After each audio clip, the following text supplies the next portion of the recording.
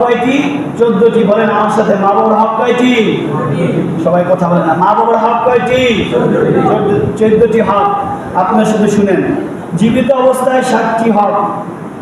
আজমত অর্থাৎ পিতা মাতার প্রতি শ্রদ্ধাশীল হওয়া, মনে প্রাণে মহাব্বত করা, সর্বদা তাদেরকে মেনে চলা, তাদের খেদমত করা, তাদের জরুরি প্রয়োজন পূর্ণ করা, তাদেরকে সর্বদা আরাম পৌঁছানোর ফিকির চিন্তা ভাবনা করা।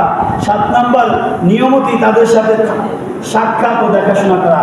এগুলো জীবিত অবস্থায় 7টা হবে। জীবিত অবস্থায় কয়টা হক? বলেন, জীবিত অবস্থায় কয়টা হক? এই জীবিত অবস্থা থেকে 7টা কাজ করতে হবে। দলিল বুখারী, মুসলিম, বহুত ফতোয়ার কিতাবে, এই কিতাব থেকে দলিল আছে, সবকে দেখে দিবেন, দলিল সবাই লেখা আছে। মৃত্যুর পর 7টি হক। মৃত্যুর পর কয়টি হক? সবাই কয় না। আপনাদের কেমন রাগ করছেন? বয়ান দেখে আজকে ভালো লাগতেছে না? এটা তো সবচেয়ে দামি বয়ান, এটা তো আল্লাহ নিজেই বয়ান করছেন। মৃত্যুর পর 7টি হক। কয়টি হক?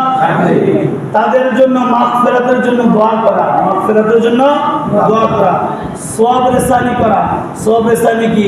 মসজিদ মাদ্রাসা তাদের নামে দান করা, এতিম বাচ্চাদেরকে খাওয়া, সমাজের উন্নয়ন কাজ করা, এরকম আর ওলামা একদমকে মহব্বত করা, 12 কাজ যেগুলো আছে সেগুলো করা।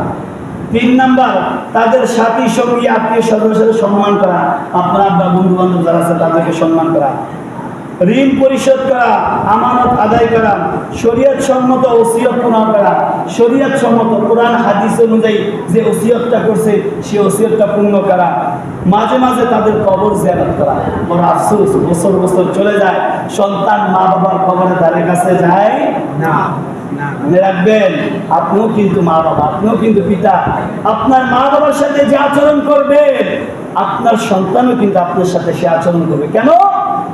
আপনি থেকে আপনার সন্তান শিখতেছে, আপনি যেভাবে সম্মান করতেছেন সেগুলো শিখতেছে। কারণ ওই সন্তান তো মনে রাখবে আমার বাবা আমার দাদার সাথে কি ব্যবহারটা করছে।